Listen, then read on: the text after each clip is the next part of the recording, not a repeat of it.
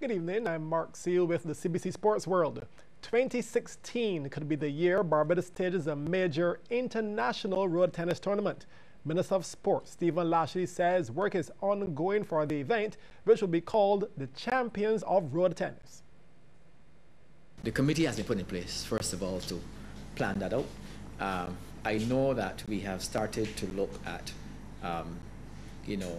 teams in the Caribbean. We would have done some work in Venezuela, and certainly we know that there's interest in the United States. And of course, road tennis was exhibited in China. So once we are ready, I'm sure we will have interests in those countries.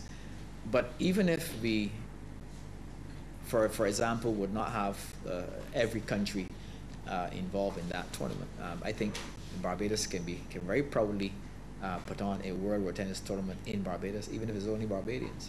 I'm told now we have Trinidad, Grenada, Venezuela, St. Lucia, Cuba, England, and of course I did say China, where it has been exhibited. So we expect that once we get to that stage, and we're looking at 2016, once we have all the plans that we can roll out the details, but we're aiming to target those countries that we have introduced the game to already. A potential mini road tennis stadium is also being considered, with the area of the Garfield Sober Sports Complex being identified as that possible location. Now, Minister Lashley was speaking at the launch of the National Sports Council's Inter-Parish Road Tennis Tournament. CBC's Marsha Boyce reports. The 2014-2015 Inter-Parish Road Tennis Tournament will serve off this Sunday with the St. Philip preliminaries at Olive Drive. The tournament has grown since its inception 5 years ago, and some new venues have been added. We are looking at Lamins in St. Joseph as the new court, which makes 2 venues in St. Joseph now, besides the St. Elizabeth one we had before. And in St. George, we have Superlative added to the bridge court that was on in the past. But the numbers are growing, and we are pleased with the progress of the competition. The Cave Hill campus is also being considered as a venue for the semi-finals. The competition across the 11 parishes in Barbados is split into 6 categories: 15 and under, 21 and under, ladies, men's senior A, senior B, and veterans. Around $45,000 in prizes will be up for grabs, with the winner of the seniors A category taking home just over $10,000 in cash.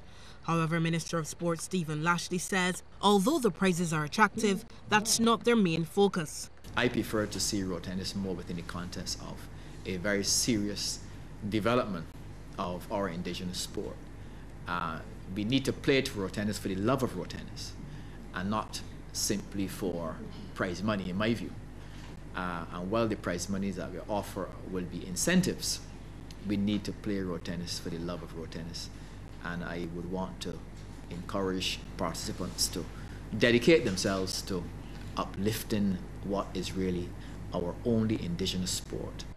The 4-month-long competition will climax with the 2-day finals on January 9th and 10th, which will again be broadcast on television. Lashley says this kind of media coverage has raised the profile of the sport internationally. That alone has created a lot of interest, both in Barbados, regionally, and of course internationally as well. Over the years, we've gotten some very good feedback from beyond our shores, particularly in North America and in Europe. Persons in the diaspora who watch the tournament and look forward to actually being a part of this excitement. The Caribbean Broadcasting Corporation is one of the main sponsors for this year's event, including Corporators General Insurance, Banks Holdings, ADC Building and Maintenance, Digicel, and Tropical Computers. Marsha Boyce, CBC Sports. The board of the International Cricket Council will meet next month to discuss the implications of West Indies' abandonment of their tour of India. And from issues coming out of that meeting, the West Indies could be banned from the ICC. The good news, though, is that the ICC has released a statement expressing a hope that the matter will be resolved amicably. But if not, then the consequences could be severe. The worst-case scenario is not only that WICB could see its participation fees for the 2015 ICC World Cup reallocated to the Board of Control for Cricket in India, but West Indies themselves could face suspension. These punishments, however, can only be inflicted if BCCI lodges a complaint with the ICC. Now, under the ICC's amended and restated memorandum and articles of association, the WICB could be facing suspension or issued a warning if remedial steps are not taken in a timely manner. Suspension would result in the West Indies being unable to play tests, ODIs, or T20 cricket. The Windies are due to tour South Africa in December and January, and they will also host England in April and May next year. The ICC board meeting is set for November 10th. We'll have more on the WICB's worries later tonight on CBC Sports, when former president, the Reverend Sir Wesley Hall, gives his take on the controversy. That's CBC Sports at 8:30 on TV8. Staying with cricket, the West Indies women have dropped to 0-2 on their current tour of Australia, but there was a bright spot today with Barbadian batsman Hayley Matthews notching up a half-century. Now, after losing a T20 match to Cricket Australia Women's 11 yesterday by 9 wickets, today they lost to another CA side in a much closer affair, this one by 6 runs.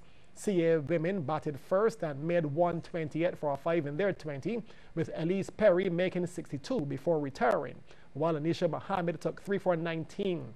Windies women got up to 122 for 4, led by Matthews' 62 not out, but she was the only one that was up to par as they went down by those 6 runs.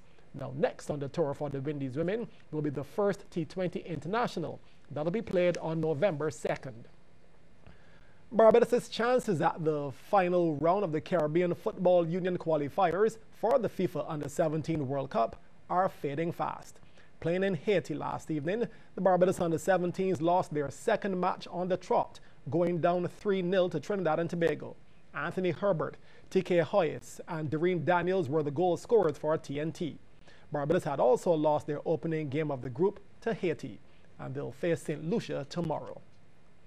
Barbados' football referees should now be better equipped to control the games that they're assigned to. Over the last 5 days, 30 local football officials benefited from a FIFA Member Association Elite Referees course. This was at the Barbados Olympic Association. The BFA's referee manager, Mark Bob Ford, outlined what the refs would have gone through.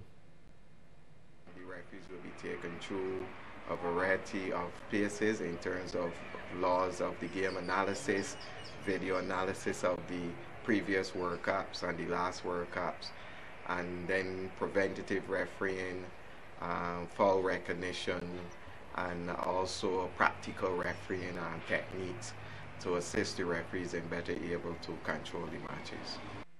Switching now to table tennis, Barbados will play host to another major sporting event starting October 27th. That's when the Table Tennis Federation World Cadet Challenge will serve off at the Garfield Sobers Gym. CBC's Damien Best reports. The tournament is for players 15 years and under and has attracted teams from 6 continents. Barbados is fielding a squad of 10, 4 girls and 4 boys, plus 2 reserves. Trevor Farley is coach of the boys team. We went through all the basic stuff: push, rally, looping, lobbing, chopping. But we have some mixed players, so we went through all the basic stuff. Then now we coming up to the tournament, we are doing basically tactical stuff, where that they're working on their type of game to try to work on the tactics of execution. Well, having gone through the necessary preparation, Barbados' number 1 and number 2 believe they can give a good account of themselves. We come into training every day, working hard. Other teammates will be working hard with me. I think it would be a good opportunity for us to play in this World Cadet Challenge, because it's a good experience for us as juniors to be in a high-level tournament against the world. So I think we would do good. To prepare for the tournament, we have been running for 10 minutes on mornings and warming up for 20 minutes and stuff like that, and training for 2 hours and 30 minutes. And then after that, we will still have to go home and do our own training, as in push-ups and sit-ups and squats and what's not. On the girls' side, the battle against the best in the world is seen as a developmental step. The last week we focus in the training with the multi-ball, when exercise that is really same thing that the competition, that the real games, and they improve. They have a higher level right now. If we compare the level that they have when we start the training right now the level is a lot higher. Only the thing is very young because the competition is on the 15 and the best two players that we have is 12. That's very, very good players. I've just been doing some multi-ball and some physicals to prepare for the speed of the game and also the tactical side. I'm working on my mental skills, my backhand and my forehand, and mostly my footwork. So, best of luck to the Barbados team. Damien Best, CBC Sports.